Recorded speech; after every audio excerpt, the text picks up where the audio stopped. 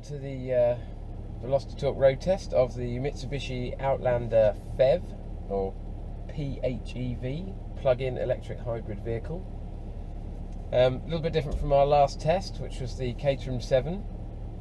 Open air, loud, lots of petrol. Well, actually not too much petrol, but still open air, loud, very much a driver's car. Now we're moving into the realms of economy, environment, but also great big Chelsea tractor, school runs, blocking up the road, etc, etc. So it's kind of a contrasting vehicle. We've got a lot of environmental options here, a lot of toys, a lot of recharging and eco modes and all that sort of thing. We've also got a four-wheel drive lock button and a full four-wheel drive system, although no locking diffs properly, which makes an interesting mix. This is far from a Nissan Leaf. It's far from a BMW i3 or an i8 for that matter. It's 2 tons and there's a hell of a lot of space in here. And it's I won't use the word luxury, but it's a really comfortable vehicle. I've got heated seats, I've got heated steering wheel, which is a cold morning, so I'm going to put on right now. I've got everything I need to make sure this feels like a cheap Range Rover. I don't know how else to say it really, but you couple that with actually having a little bit of clear conscience EV driving, and it makes quite an interesting vehicle.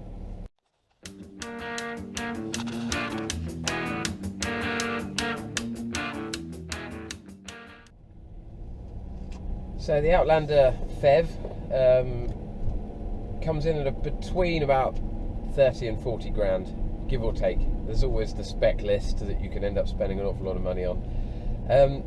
The model I'm actually driving, I'm afraid I don't even remember the name because Mitsubishi used the most ridiculous nomenclature ever, which is it's something like a GLD4HS or something, which does get a bit frustrating. It's an Outlander, and I believe there are 4 of them. Don't want to nick Mini's idea, but 1, 2, 3, 4 might have been a better idea. It is a bit confusing, so apologies Nissan, thank you very much for lending me this lovely car. I think this is pretty much a top spec one. We're about 1 off top, I think. We've got some nice toys in here. We've got full colour rear view cameras, we've got 360 degrees parking, we've got rear sensors, no front sensors, which is a bit annoying because it's a big bonnet. I've got a lovely heated wheel, heated seats, we've got sat-nav, we've got DAB radio, USB ports in various places, lots of extra charging points, leather seats, no electric lumbar support. Now I know I sound like an old man, but when I've got a fully electric seat, fully electric heated seat for that matter, I kind of expect I'd have lumbar. I just like it. It's nice, even a manual one. But when you're on a really long run, which I did about 400 miles recently with this, over 2 days to be fair, I did really want to move around a little bit and just switch it up, and unfortunately I couldn't. Now I'm not picking holes, this is generally a really good car, but when you've got all the other toys, I don't get why they didn't just put that in. But maybe that's me just being really petty.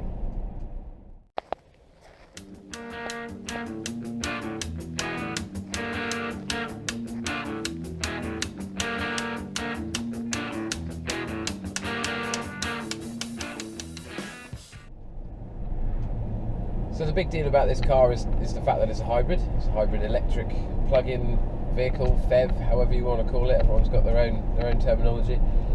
There are lots of other things about this car, of course, but that is the underlying factor. And having not tried a plain old petrol or diesel one, I'll work on this basis.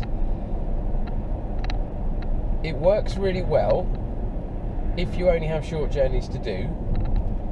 And it also works really well on long journeys, but the economy figures are so geared around short journeys and using electric that I think it's worth briefing you a little bit more on the reality of it. So if you can charge up at home, ideally if you have a charge point, which our neighbour very kindly does, and who actually came over and offered me to go and use his, so there's obviously a PHEV club that I wasn't aware of. If you charge up every night, you can do, say, 30, 40 miles maybe on the battery. I think 40 is generous. I think you're probably more likely to be 30. So if you've got a really small commute, it's perfect. You can just drive to work, ideally plug in at work and drive back. You would be seeing returns of in excess of 70, 80, 100 miles per gallon. Because the only time the engine would kick in would be to charge the battery when you ask a lot of it. So if you put your foot down, which I'll try and do now, you may have heard the engine there. When you ask a lot of it, that engine will then kick in to charge the battery. Only in extreme circumstances will that engine actually kick in to drive the wheels. So you are essentially always running on an electric motor. The problem with that is it revs like buggery and doesn't go anywhere, because of course that engine is revving not to do with the road speed, it's revving to do with how much it needs to charge the battery. So it's working like a generator. Doesn't make for a very pleasant audible experience from someone that really likes engines and if we're quite passionate about driving, but I think that's overridden by the excitement of all the technology. So I'm not going to put that down as a negative. Other people have. I don't think that's a particularly bad thing. It is what it is. It sounds like a CVT gearbox. It's not. It actually only has one real manual gear that kicks in at sort of 4th or 5th for the actual engine. The rest is driven on the modulation of the electric motor, which again is another joy of electric. The torque is great. The acceleration is so smooth when you're in electric mode. It's amazing. Anyway, back to point. So if you charge it up a lot, it's great. You can get to work, get to back, return amazing figures. The minute that battery depletes almost completely and then it just holds a little bit of charge, you end up dropping to about between 25 and 40 miles per gallon. That's not bad for a 2-litre petrol in a 2-ton car, but is it why you buy a plug-in hybrid? And there lies my slight confusion with this car. It's a good car. I did a 200 mile back down to Devon, and I was running most of the way on petrol. Some points I was getting averages of 50, 60. Other points it was really terrible, down to sort of 25 mark. The bit in the middle of all this is you're a plug-in person, you're a drive too far to use the electric person, or you can't plug it in. Bearing in mind, you can't always plug it in at work. No infrastructure for that for many offices. You can't plug it in if you stay at a friend's house. Well, you can, but you just get to be that annoying person that always asks to plug in your car and not pay for their electricity. The in-between bit is the fact that you've got paddles on the steering wheel, and you can set it to B mode. I don't know what B stands for. It should be C for charge.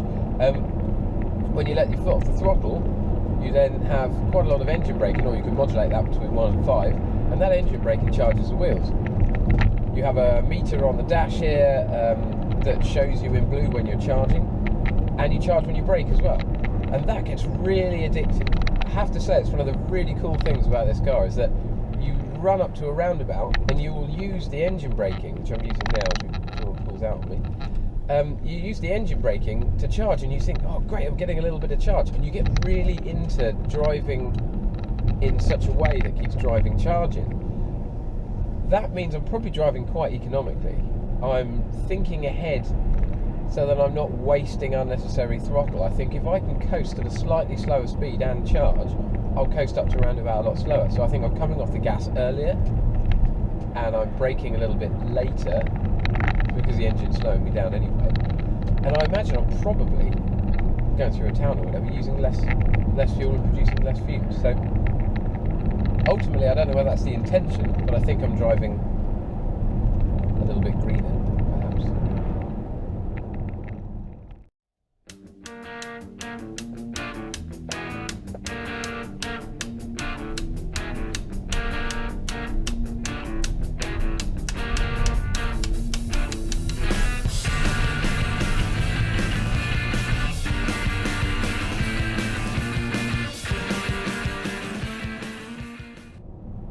So, ignoring the whole hybrid EV side of things, let's talk about it as a car, because I think people get far too hung up sometimes and forget actually what's it like to drive, what's it like to own. Now, I've mentioned it's a solid SUV, it's a good solid 4x4. I'm not saying it's an off-roader by any means, and I haven't really tried it. I've taken it through a bit of grass and a little bit of mud and things, and it seems to hold itself very well.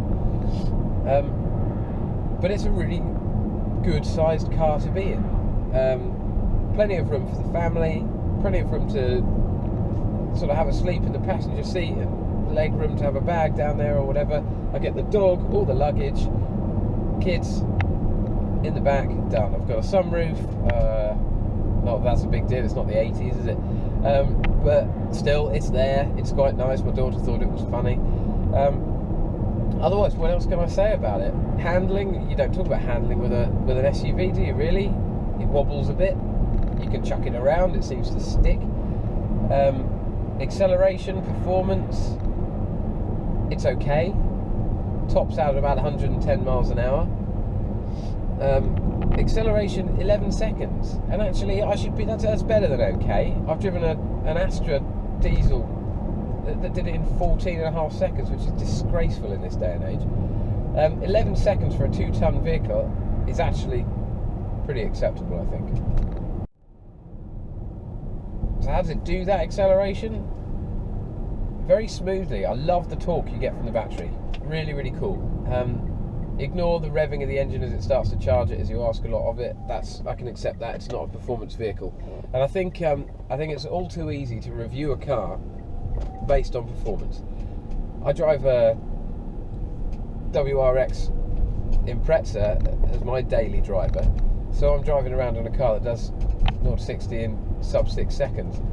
So I have to work very hard not to compare that, because I get so used to being able to do that sort of performance. 11 seconds is adequate, if not commendable, for a car this size.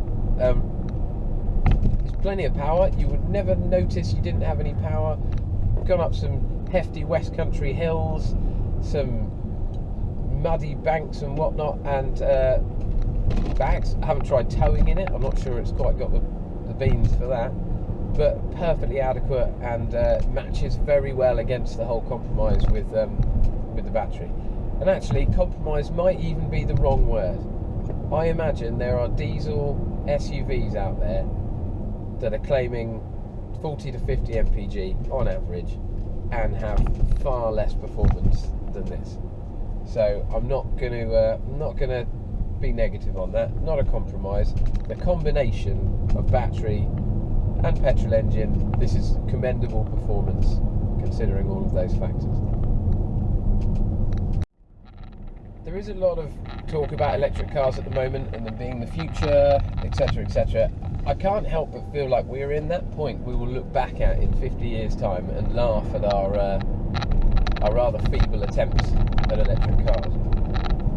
It's still very new technology, and if you look back at the first cars, or the first diesel cars, God forbid, anything where we started new technology, it's always embarrassingly crap when we look back at it. I don't think we're quite at the embarrassingly crap stage, but we do always want to pat ourselves on the back and forget that we might not actually be there yet. The problem is, everybody gets really, really evangelical about electric cars, clearly never drives very far. Now, I have friends all over the place. I don't have that many friends, it's not I'm boasting about that, but I have friends that live far away, live down in Cornwall, my parents live in Devon, and I'm in Sussex. An electric car is largely pointless for me unless I want to, and especially as I've got young kids, 1 and 3, do I want to stop every hour to charge up for 20 minutes when I find a charging point, if it's not already taken? The infrastructure is not there to make these really work. So this car works really well for me. I can drive this like a family car. I can ignore the battery thing and just keep on going because the kids are asleep and we want to take advantage and just plough on. However, if it's just me and I want to do my work run and I really want to get into this, really want to get the best MPG when I'm on my own, I could stop for a coffee and charge it up. I could make sure that I charge it up religiously every night. I could get a charging point fitted at my house. So I do like the mix. I do like the compromise here. There are people in the EV world moaning that this is a 2-ton beast and it's not very efficient. It shouldn't have a petrol engine. How dare it have a petrol engine and all this. If it's getting those sort of MPG on a short run, if it's doing 60 or 70 MPG and it's using the electric only through town and not producing fumes, then I think it's done a really good job. If the battery had 4 times the range, I think it would be a really impressive car. Because let's not forget, this isn't a Nissan Leaf. This isn't a tiny bicycle-wheeled i3. this is a hulking great SUV. I can fit my family, all our luggage, the dog. I can go through snow and I can go through a bit of mud. The only thing I'm not quite sure about is it doesn't have a great deal of ground clearance. I'm not sure whether we'd be able to do any proper off-roading, but it would certainly keep my family safe. If it suddenly started snowing, I've got a four-wheel drive lock button and off we go. So it's really key to not compare this to the Nissan Leaf. I'm using that as an example because it's the first one that springs to mind. This is not an electric car, and I don't think it's trying to be. It's offering a really solid compromise, and for conscientious people that want an SUV, this is a really, really good choice. It's an excellent SUV, it's very comfortable. I've got all the toys in it I need. I've done long journeys and I was perfectly happy, apart from the lumbar support. Great compromise. And it doesn't cost a lot of money. I mean, it doesn't cost a lot of money, okay, 30 to 40 grand is a lot, but I imagine you can get one on finance.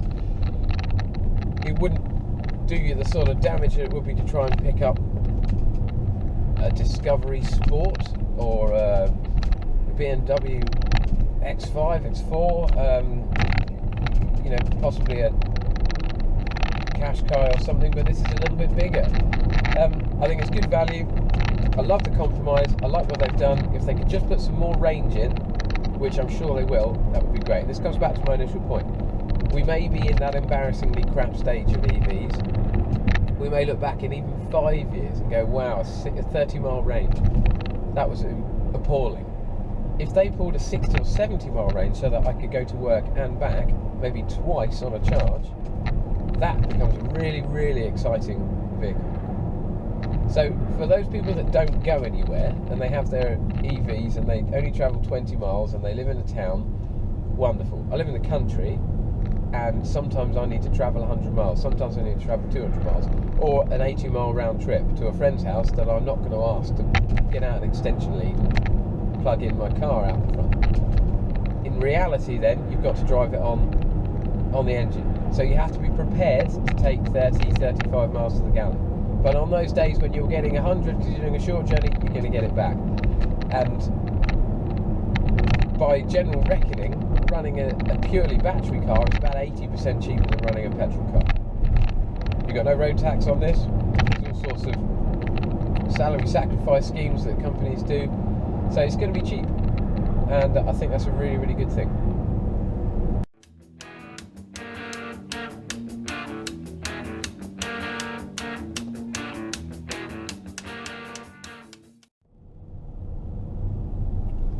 So the Mitsubishi Outlander PHEV, I think it's great value for money. You should go and buy one. If you want an SUV, go for it. If you want an EV, it may not be quite on your list. I think there's probably too many other things out there, purely electric, that might take your fancy. But it's one of those great cars you can explain to people if you want to bore them. I don't care, I love boring people about cars, as you can imagine. Probably boring you now. It's a great car to discuss, to talk about all the engine braking options and talk about how long it drives on the battery and when the petrol engine kicks in and when the petrol engine drives to the wheels and when it drives to the battery and your four-wheel drive mode. See what I mean? So, would I buy one? I'm half and half. Actually, I am really impressed with it. I do really like it. I'm enjoying driving it. It's not a elephant in the room on the driveway that I'm avoiding driving and taking out my car instead. I think it's good value for money. I think if you could get it on, get a really good finance deal, or you could get some sort of deal through work on a company car, I think you'd do very well. Get yourself a charging point. I think you'd save a lot of money on fuel if you're a reasonably short commute. Even if you're not, you're still running the first 30 miles of the journey on EV, and that's going to save you some petrol overall. The only reason I probably wouldn't buy it is, and this sounds really silly, but it feels a little bit low. It's a bit too much of a car more than a 4x4. Yeah, good value, get a good deal on it. I think you'd enjoy it. As I said, my only problem is I don't feel like it's a proper 4x4, but it is. That's me being stupid. I just have a bit of an obsession with high-riding, all-terrain, solid 4x4s. So, good effort from Mitsubishi. I think this would make a lot of families very happy. I think they would get all the benefits and safety and all the things that they love out of an SUV, with a really nice smug feeling that they can drive around on battery when they go and drop the kids off at the school. And it is a smug feeling, I have to say. I've never really been a big proponent of EV yet, just because I don't think it's quite there yet. But it is really nice. It's a really satisfying, smug feeling. And you're driving through town, you think, well, I'm wafting through and I'm not producing any of these nasty fumes, especially not diesel fumes, as I'm thankful is now coming to light that diesels are pumping out far more rubbish than everybody else. So thanks very much for watching this Velocity Talk review of the Mitsubishi Outlander PHEV.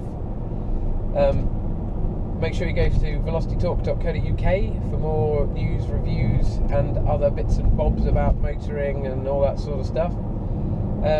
Next we have the Honda Civic Type R. So again, we're taking a leap completely away from the green credentials of this into a 300 horsepower hot hatch. So that's going to be really good fun. A little bit more perhaps like the Caterham, but a completely different experience. Look forward to seeing you then.